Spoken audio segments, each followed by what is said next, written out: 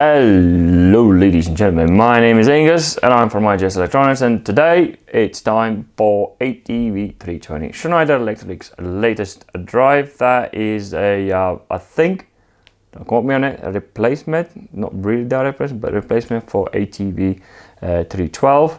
And as usual, we're going to be doing 3 videos. In the first video, we're going to be setting up the drive in local control, semi-ish local control, because believe it or not, they have removed start-stop buttons in it, which is a bummer. But anyway, I'm going to be talking through and showing you how you can use a semi-local control drive commissioning, get used to with all the, understand a bit more about the parameters, go through some menus, how the menus work, and also look at some of the parameters that are from manual. In the second video, T2Y control, and also you can use a potentiometer. In the third video, we're going to be looking a bit more deeper into macros and setting up the drive through an MLP control with speed control with 2 buttons, and also multi-frequency setup. And before we get started, if you haven't checked out our website, where every part that I am covering in more or less is going to be listed on our website, and obviously I don't restock them, as once they're gone. So and all the parts, all the stations that we're going to be using these videos as well, it's going to be in the links in the description below. And also, if you have any surplus stock that you're thinking of getting rid of, I would like to get some money for, definitely get in touch. And we are eBay or LinkedIn or website, whichever works for you. Definitely get in touch. So without further ado, let's get started.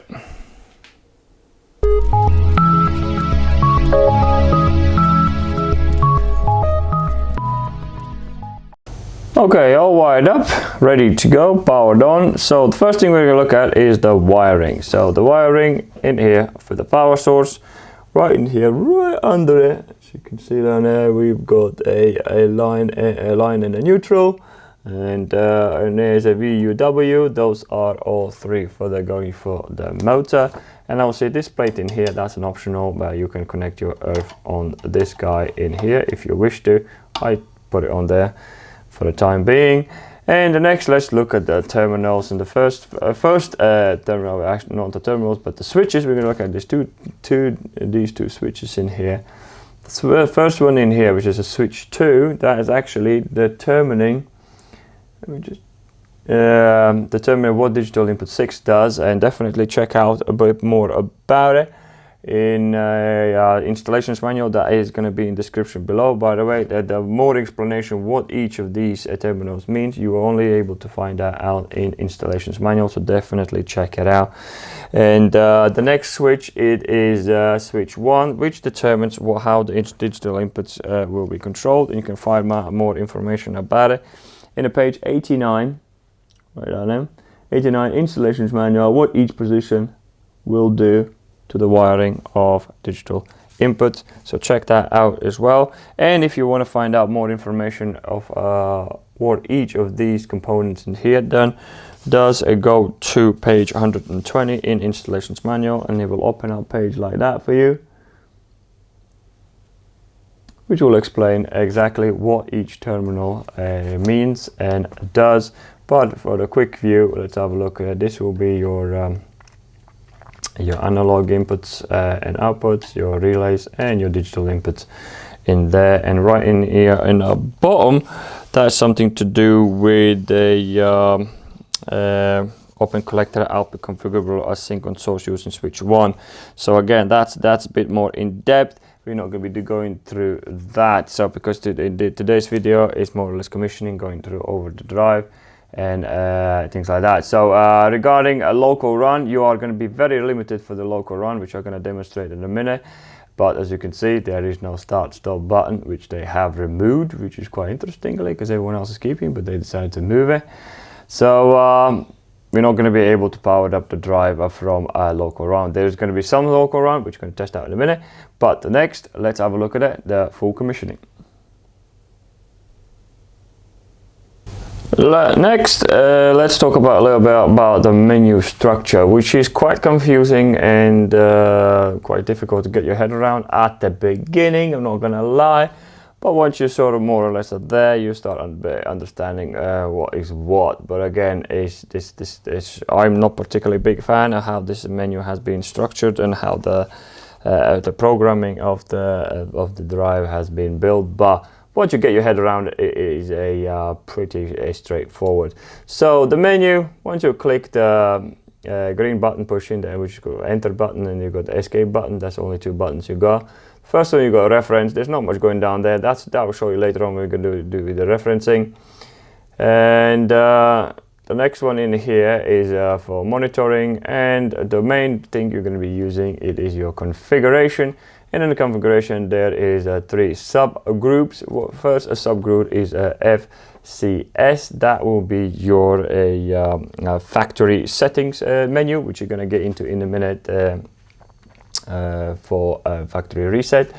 The next one is your macro group, and the following one is the full, which is where most of your programming is going to be happening in pretty much in this configuration, where is all that you need that we are going to be working later on in configuring our drive. As for the factory reset, one thing all we need to do, we need to go to configs. In the configs, as you can see, this is where the 3 groups we just mentioned. Go to FCS, this is where the factory settings are. Go to a FRY, and you need to select that one too, that you want to pretty much select, make sure that 2 arrows in there, it's quite weird the way I did it, is in an up position. And having done that, then we need to go for the next one, which is GFS. Enter that one, and all we need to say is yes, and I hold it for a couple of seconds, and it will reset back to, where do I go? Here we go, it resets back to GFS, and now all the settings has been returned back to factory settings. Now that we have done that, let's start editing all the motor data information that we need to be able to start the motor up. So that is in configuration full, and the first one is I don't know what we call it, CIN or whatever that is. Basically that's the first CIN, and we need in the first two, we need this first one in here. The first menu in here sort of determines what wiring you're going to be using, 2-wire control or 3-wire control, but that's in the second video. So we skip that one as well. And the first one you're going to enter will be, check standard motor frequency, which is 50 Hertz here in UK, which is 50 there. And the next one is going to be our nominal motor power, which is our kilowatt rating of the motor, which is 0.37. I have entered already. Next one is going to be our it's called UNC, nominal motor voltage, 330. That's what we're running at. It's a single phase drive. Then is our current, motor current, and the next one is FR5, nominal motor frequency, 50 Hertz. Thank you very much. And the next one is the RPM of the motor, so we want to put that in whatever says on a data plate. And the following, the last one we're going to enter as well, which is going to be this guy, ITH, whatever I died. And in here you sort of can determine where you want the motor to trip out. So we are going to say we want to, because our motor current is 1.8, we want the motor to trip out at 1.8. Now the motor current is 1.9, we're going to trip out at 1.8. Here we go, I haven't done that. And there's a couple of more things I want to add. We just changed my acceleration during the acceleration time. So I'm going to change my acceleration time to 1 second. Always for demonstration, but your acceleration time very much depends on your application. So what are you using it for? Ours, in here we're going to change that to 1. And the LSP one is where you can set up what's the minimum frequency you want the motor to run at all times. So it will never go below it. So I will leave that at the 0 as a default. But if you are in applications where you, depending on your torque and things like that, if you don't want the motor to go below a certain level, you definitely change that one to accommodate that one. And also in here you determine how much the motor frequency can go up. So that's regarding a motor data plate. We have entered everything in the drive now, so let's perform auto tune. And to do the auto tune, we need to go to a setting called, you can find that out in the page 108. Right now, we sort of talks you through how to do the auto tune, which I will 108 in a programming manual, and now I shall show you how that works. So we need to go to full, then we need to go to DRC, and then we need to go to ASY, and once we go in ASY, we need to find a thing called tune. In the tune, we select that to yes, and then we hold till we hear motor doing some business. There we go.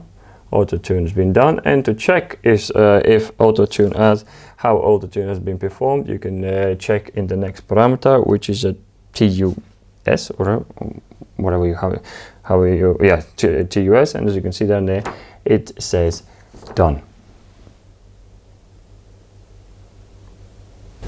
Now that we have done that, and for the final thing, we want to get some sort of running going today. Of course, we want to test it, and we are going to be setting up the drive to control frequency from a pad in there, and we're going to be using a little closer in here.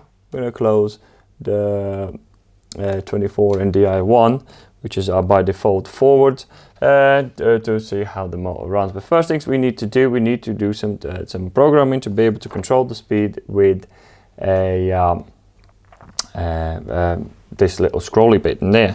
So to do that, you need to go to a full, and we need to go into commands. Let's go back to full. And the commands comes under the CTL. There we go, we need to be a CTL, and in CTL we go for the FR1, where basically we will determine what reference we are going to be, where we're going to be reading reference from. At least that's how I did it, and by default it is in A11. So, but we want to go for LCC. LCC will be the R. You can find that information in the page 154. In here, all the details what you need regarding commands. It took me a while to figure this all out, but here we go. In the commands, you can pretty much do that. And one more last thing we need to separate the frequency control from the terminals in here. And to do that, we need to go to CHCF. And in there we need to, there's a couple of options. One of them is a reference and command not separate. SEP is going to be a separate reference and command. That's what we need. We select that one. Here we go. That's now, as you can see down there, by holding it down, it will separate that now. So now that has been fully separated, we should be able to run the drive quite basically from a front keypad. And to demonstrate how that works, we're going to use this guy in here. We're just going to close the 24 signal. As you can see down there, it goes straight into some form of a run.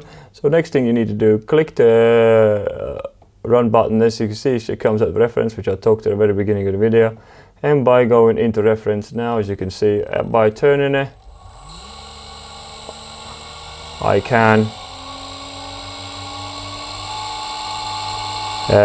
adjust my speed. As you can see, whatever reason, it goes past it as well. I don't know why, but it will only let it run by 50 Hertz. So, and then you can obviously, if you go all the way down, it goes to the negative as well, the opposite way. And by removing a run signal, it will stop, but it will save what was the last frequency. And that will be it, ladies and gentlemen. I hope it is helping you out, because I'm telling you one thing, it took me ages to study the manual, but again, it is good manual. It's just hard to get your head around, and once you do, it is pretty straightforward. But it is what it is. But I like the drive. It's a very good drive, and obviously manufactured by a very well-known company. And other than that, ladies and gentlemen, I hope it helps you to set this drive up and get you going. And in the next video, we're going to be looking at run the drive in 2-wire control and 3-wire control and explore a bit more the actual settings. So if you liked the video, please smash that like. If you didn't, smash that dislike. Comment below what you like, what you don't like. And one thing is, if you could comment below, do you want to see a video where I perform a DC brake functions and things like that? Do let me know, because at the moment I'm not doing that, because that is a separate thing that needs to be discussed. So if you do want to see that, definitely comment that below and I shall do something about it. Other than that, thank you very much for watching, and I'll see you in the next video.